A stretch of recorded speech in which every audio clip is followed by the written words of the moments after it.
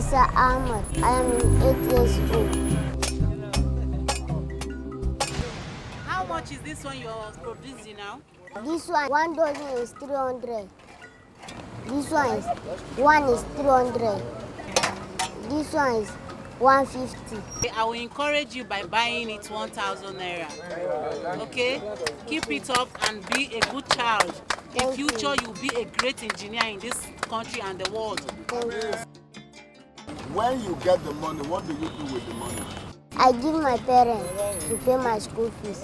What class are you? Primary 2. What's the name of your school? Goes to the International Academy. Where is your daddy? Issa's father is a driver. His vehicle got spoiled, and since then, he has nothing doing. I clean the street in the morning, and I also sell fruit in the afternoon. I make meager money to feed them. It got tougher and tougher on me, so I had to take Issa and his brother to learn this trade.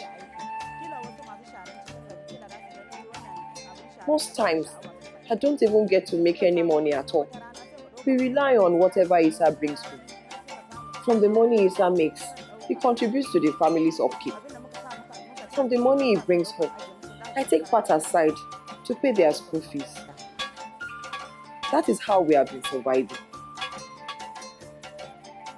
The way he's making this thing, I love it, and I pray that God would encourage him to do more.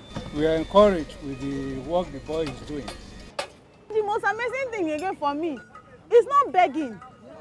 He is working with his hand. Truly, Issa Ahmed is hardworking. He is just 8 years old. God has blessed him. While other children are on the street begging, he is here working.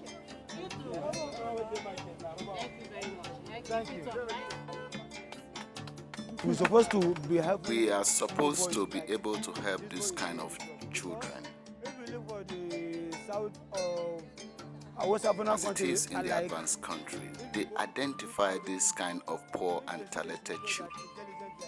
The government and organizations support them and their families. But in Nigeria, it is different. Suna aiki a Nurmos, Usetu. Suna aiki na hanya haka suna aiki. One day, task force came and arrested Issa and his sister at Wusetu, and they were taken to tax office at the area 3. I was selling fruit at the market, and I saw a missed call on my phone. While I wondered at the number, because I didn't recognize the number, my phone rang again. I picked up, and a woman on the phone asked me if I was the mother of Issa and his sister. Then I said yes. Then she said I should come to the tax force office, that my children were arrested. I quickly rushed to the office and asked them to give me my children. They declined and queried why I left them on the street. I pleaded with them to release my children to me, but they refused. They said I should come the following day when their boss would be around.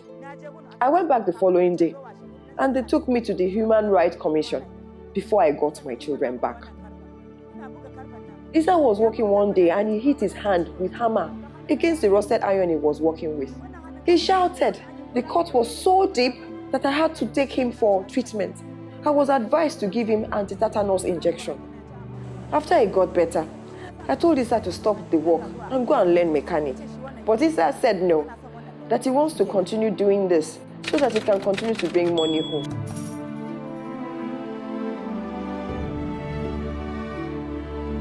I want Nigeria to help me and my family.